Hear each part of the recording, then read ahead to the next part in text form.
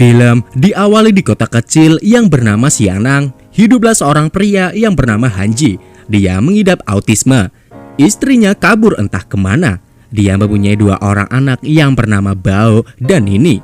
Untuk menghidupi kedua anaknya itu, Hanji bekerja sebagai penjual gas keliling. Hanji sangat rajin bekerja sehingga banyak orang yang menyukainya.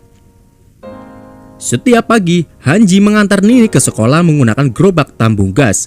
Setelah mengantar Nini, Hanji lalu pergi mengantar gas ke warung makan milik Inah. Di dalam warung, Hanji panik karena dia melihat ada seekor ular kecil. Namun, Inah malah mengusir Hanji yang berisik. Seorang pelanggan lalu meminta sekotak bakpao. Saat kotak itu dibuka, semua orang pun terkejut melihat ada ular di dalam kotak.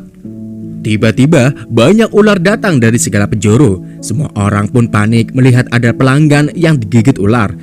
Tak hanya itu saja, dari dalam dapur muncul seekor ular raksasa menyerang mereka.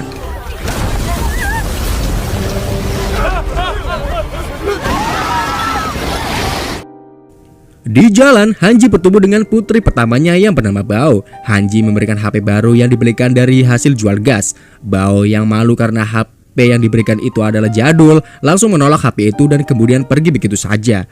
Di dalam kelas, Bao dibully oleh teman-temannya karena ayahnya autis. Bao yang marah pun menyerang anak itu. Tiba-tiba muncul ular raksasa membuat para siswa panik dan berhamburan keluar.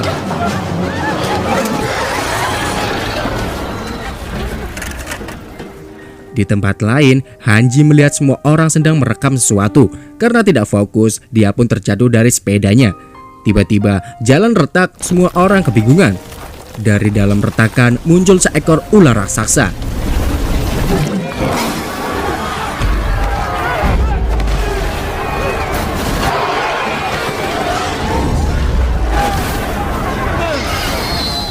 Semua orang pun kabur menyelamatkan diri.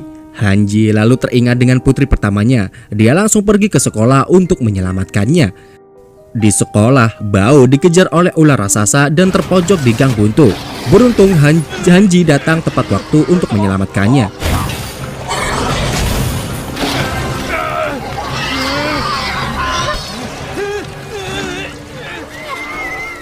Di tempat lain, di tengah kepanikan, Nini menemukan seekor kadal hijau yang imut nan lucu. Nini yang gemes menyuruh kadal itu untuk bersembunyi di dalam tasnya. Seekor ular raksasa lalu mendekat. Untungnya saat Hanji dan Bao datang tepat waktu untuk menyelamatkan Nini. Mereka lalu kabur mencari tempat yang aman. Hanji bersembunyi sambil menahan sebuah drum agar tidak jatuh. Dari belakang, sekelompok tentara datang menembaki ular raksasa itu. Namun tembakan itu sia-sia. Ular raksasa itu malah membalik menyerang para tentara. Seorang sopir tua yang bernama kakek Liu berhasil menyelamatkan diri kabur ke dalam gang. Liu pun bertemu dengan Hanji. Kakek itu lalu mengajak Hanji dan kedua putrinya untuk berlindung di dalam gereja. Ternyata di tempat itu sudah ada beberapa orang yang bersembunyi, termasuk Inah. Di tempat lain ternyata ular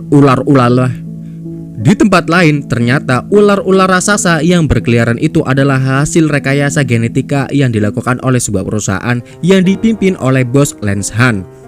Seorang ilmuwan menghadap Bos Lenshan meminta maaf karena ular-ular hasil eksperimennya telah kabur. Namun Bos Lenshan malah membunuh ilmuwan itu. Ternyata Bos Lenshan sendiri yang sengaja menyebarkan ular-ular raksasa itu untuk meneror penduduk kota Xian agar penduduk kota mau pindah. Karena Bos Lenshan ingin membangun sebuah taman hiburan di kota ini. Bos Lenshan menggunakan pemancar suara yang membuat ular-ular menjadi agresif. Di dalam gereja, Hanji dan yang lainnya mendengar pengumuman dari pengeras suara yang menyuruh semua penduduk menandatangani surat penjualan properti mereka kepada Bos Lenshan. Jika para penduduk bersedia menandatangani surat penjualan, Bos Lenshan berjanji akan membantu mengevakuasi para penduduk agar selamat dari serangan ular raksasa. Mendengar hal ini, semua orang yang ada di gereja pun menolak. Mereka tidak mau menjual rumah mereka. Mereka pun mencuriga kalau Bos Lenshan adalah dalang di balik serangan ular raksasa ini. Bos Lenshan pasti sengaja menggunakan ular raksasa untuk mengusir para penduduk kota secara paksa. Seseorang lalu mengusulkan untuk menghubungi pihak yang berwajib untuk meminta bantuan. Namun ternyata tidak ada sinyal. Mereka lalu mendengar suara petugas militer ada di luar. Mereka pun keluar untuk meminta bantuan. Namun ular raksasa kembali muncul. Ular itu sangat agresif karena mendengar gelombang suara dari pemancar. Ular itu mengamuk, membantai pasukan dan orang-orang yang ada di sana.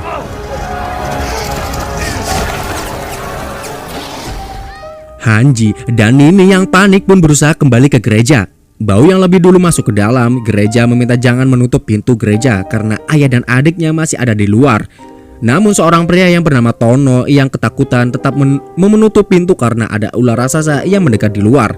Karena pintu dikunci, Hanji akhirnya menyembunyikan Nini di dalam tempat yang aman, sementara dirinya sendiri berusaha mengalihkan perhatian ular raksasa.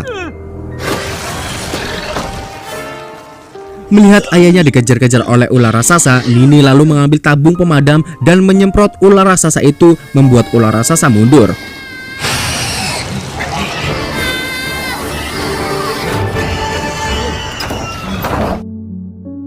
Di dalam gereja, Bao mengajak semua orang untuk melawan. Mereka harus melaporkan kelakuan bos Lensan ini ke pihak yang berwajib. Namun, karena tidak ada sinyal HP, satu-satunya cara adalah keluar dan mencari alat komunikasi yang bisa digunakan. Mereka lalu mendengar suara helikopter mendekat. Semua orang pun naik ke atap untuk meminta pertolongan. Sesampainya di atas, mereka langsung menyalakan flare. Di saat helikopter akan mendarat, tiba-tiba ular raksasa menyerang helikopter itu hingga hancur. Tono langsung menyarankan untuk mencari mobil yang bisa digunakan. Namun mereka membutuhkan satu orang untuk mengalihkan perhatian ular raksasa. Dia pun menyuruh Hanji untuk mengalihkan perhatian ular itu. Hanji lalu menyalakan flare untuk memancing ular raksasa mengejarnya. Hanji lalu menuruni gedung menggunakan tali. Liu dan yang lainnya kemudian datang menaiki mobil. Bao pun berusaha meraih tangan ayahnya itu. Namun laju mobil yang terlalu cepat karena ular raksasa masih mengejar mereka. Dengan susah payah, Hanji akhirnya bisa masuk ke dalam mobil.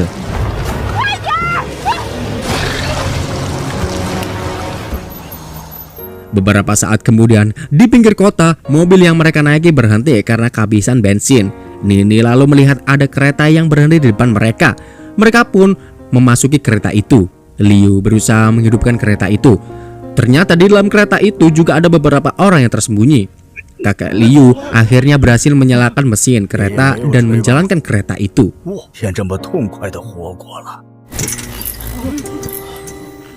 Namun mereka tidak sadar kalau sudah ada beberapa ekor ular di dalam kereta. Tiba-tiba datang seorang pria yang memakai masker. Karena curiga kalau orang itu adalah orang jahat, mereka pun memukuli orang itu menggunakan koper. Orang itu memberitahu kalau dia adalah mantan ilmuwan yang bekerja untuk bos Lensan. Dia bernama Kuple. Dia saat ini sedang kabur karena ular-ular hasil eksperimen ngamuk tak bisa dikendalikan. Kuple menjelaskan kalau bos Lensan menyalahkan para ilmuwan sebagai kambing hitam atas peristiwa serangan ular raksasa ini. Padahal sebenarnya para ilmuwan itu hanya menjalankan perintah bos Lensan. Kuple memberitahu kalau para ilmuwan juga melakukan eksperimen terhadap kadal dan saat ini kadal eksperimen itu sudah kabur dari dalam laboratorium. Kuple lalu mengeluarkan alat pelacak kadal miliknya. Berdasarkan alat itu, kadal eksperimen yang dimaksud ada di dekat sini dan sedang bergerak semakin mendekat. Nini yang baru datang lalu bertanya apa yang terjadi. Kuple pun bertanya apakah Nini melihat kadal yang aneh. Nini pun menunjukkan kadal hijau yang ada di dalam tasnya. Secara aneh, ukuran kadal itu semakin membesar. Kuple pun ketakutan. Ternyata kadal hijau itu adalah kadal eksperimen yang Kuple maksud. Kuple berkata kalau sebentar lagi kadal hijau itu akan membesar dengan sangat cepat. Mendengar hal ini, Nini pun tidak percaya karena menurutnya kadal hijau miliknya itu sangat jinak. Kadal hijau itu tidak mungkin menyakiti orang. Kuple yang panik pun menyuruh semua orang untuk membunuh kadal hijau itu. Namun Nini dengan tegas melarangnya. Hanji dan Bao pun membantu Nini melindungi kadalnya. Tiba-tiba ular yang ada di dalam gerbong mulai menggigit orang-orang. Seekor ular raksasa itu langsung datang dan memakan Tono. Kuple dan semua orang yang panik pun kabur menuju gerbong sebelah. Namun Kuple sengaja mengunci Nini, Hanji, dan Bao karena mereka bertiga tidak mau menyingkirkan kadal hijau. Ina ingin membantu, namun semua orang melarangnya. Hanji berusaha melawan ular raksasa untuk melindungi kedua putrinya. Bao ikut membantu ayahnya. Liu kemudian datang sambil menodongkan pisau menyuruh semua orang untuk menyingkir. Liu lalu menyalakan obor dan membuka pintu gerbong. Ia menyuruh Hanji dan kedua putrinya untuk pergi. Liu akan menahan ular raksasa itu. Tiba-tiba mereka mendengar suara yang memekakan telinga. Itu adalah suara dari pemacar yang membuat ular-ular raksasa semakin agresif. Di saat ular raksasa itu akan memakan Liu, tiba-tiba muncul kadal raksasa yang melawal ular itu. Kadal itu semakin membesar dengan cepat akibat suara keras yang barusan. Kadal itu berhasil membunuh ular itu. Di saat semua orang ketakutan, Nini berusaha mendekati kadal itu. Namun Hanji melarangnya karena kadal itu semakin agresif. Kadal itu pun melompat pergi dari kereta.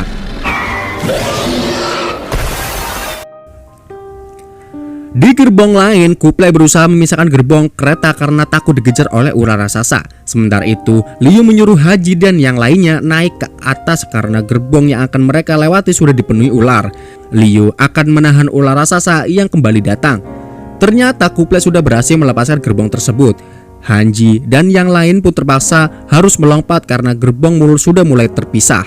Setelah masuk, Bao yang marah langsung memukuli Kublai karena mengunci mereka dan melepas sambungan gerbong. Kublai pun meminta maaf karena dia hanya ingin menyelamatkan diri. Di tempat lain, Bos Lensan memerintahkan anak buahnya menghancurkan kota dengan alasan untuk membunuh ular dan kadal raksasa. Dia menyuruh anak buahnya membuat seolah-olah hal ini terjadi karena bencana alam. Di dalam kereta, Kublai mendengar informasi penghancuran kota dari alat komunikasi miliknya. Bao pun mengajak yang lainnya mencari alat komunikasi untuk menghubungi petugas berwajib atau pemerintah guna mengadukan kelakuan Bos Lensan ini. Kublai pun berkata kalau hal ini sangat sulit karena sinyal ponsel sudah dimatikan. Satu-satunya alat komunikasi yang bisa digunakan adalah telepon kabel yang ada di dalam laboratorium di tengah hutan di tempat eksperimen ular dan kadal dilakukan. Namun tempat itu sangat berbahaya. Mereka kemudian kembali merasakan getaran. Kublai dan dua orang yang lainnya pun kabur menyelamatkan diri. Tiba-tiba Kublai dan dua orang itu dicaplok ular raksasa. Hanji pun mengajak yang lain kabur ke gerbong sebelah. Hanji menitikkan Nini dan Bao kepada Ina karena dia sendiri akan berusaha mengalihkan perhatian ular raksasa yang mengejar mereka. Mendengar hal ini, Bao dan Nini melarang ayahnya untuk pergi. Namun Hanji menyuruh kedua putrinya tidak usah khawatir, dia akan baik-baik saja. Hanji langsung menyalakan flare, memancing ular raksasa naik ke atas gerbong. Di saat ular raksasa akan mencaploknya, Hanji langsung melompat. Kereta ternyata masuk ke dalam sebuah goa. Ular raksasa pun menghantam dinding dan kemudian mati.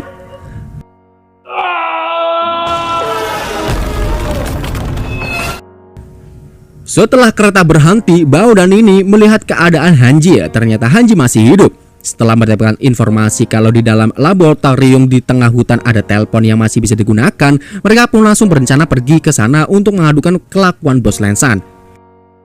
Di tempat lain, dari layar CCTV, Bos Lensan melihat pergerakan Han dan yang lainnya sedang bergerak menuju laboratorium.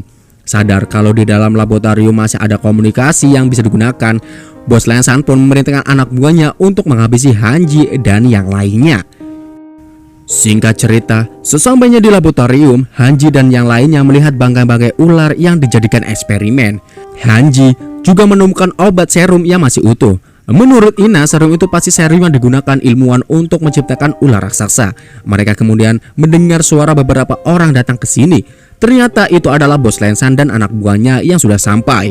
Bos Lensan menyuruh anak buahnya membunuh Hanji dan yang lainnya. Hanji pun menyuruh Bao dan Nini mencari alat komunikasi, sementara dirinya dan Ina akan pergi ke depan untuk menahan mereka. Di dalam lorong muncul ular raksasa menyerang anak buah Bos Lensan. Di tempat lain, Bao dan Nini berhasil menemukan alat kabel yang dimaksud, namun kabel copot. Di saat Bao akan mengambil sebuah kabel, ternyata ada seekor ular yang menindih kabel itu. Bao pun mengambil sambungan kabel dengan sangat hati-hati agar ular raksasa itu tidak bangun. Namun Bao tidak sengaja menyenggol rak, membuat ular raksasa itu akhirnya bangun. Bao pun mengajak Nini untuk bersembunyi. Di ruangan lain, anak buah Bos Lensan menembaki Hanji dan Ina. Di serangan ini Hanji pun tertembak berkali-kali.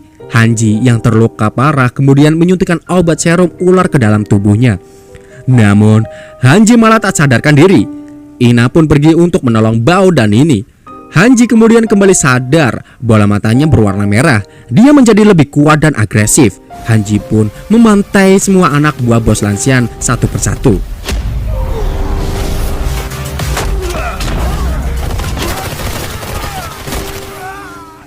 Di ruangan lain, Bao akhirnya berhasil menyambungkan kabel telepon. Nini kemudian menelpon kantor polisi melaporkan kelakuan Bos Lensan. Di luar, Bos Lensan mengaktifkan pemancar suara agar ular raksasa semakin agresif.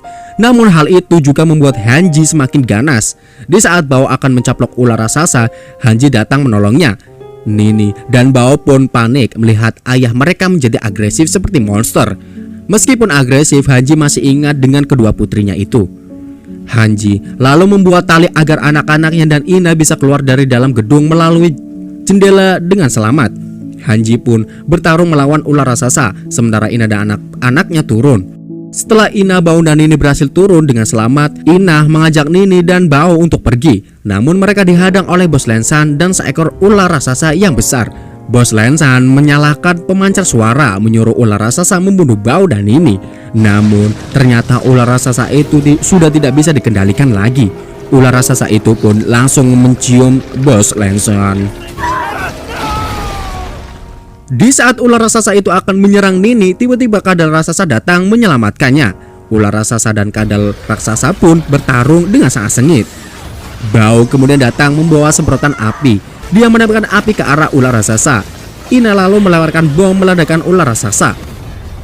Namun ular raksasa bisa bangkit kembali. Kadal raksasa itu pun bangkit dan kembali melawan. Kedua monster itu saling gigit satu sama lain. Akhirnya kedua hewan itu pun mati. Beberapa saat kemudian petugas dan tim penyelamat datang menolong mereka. Singkat cerita, beberapa bulan kemudian warga kota Xinyang kembali memulai hidup baru. Mereka membangun kembali toko serta rumah-rumah yang hancur. Di samping itu, polisi akhirnya mengusut tuntas kecurangan yang dilakukan grup Lensan. Ternyata juga Hanji masih hidup dan kini penyakit autisnya bisa sembuh berkat serum ular dan film pun berakhir.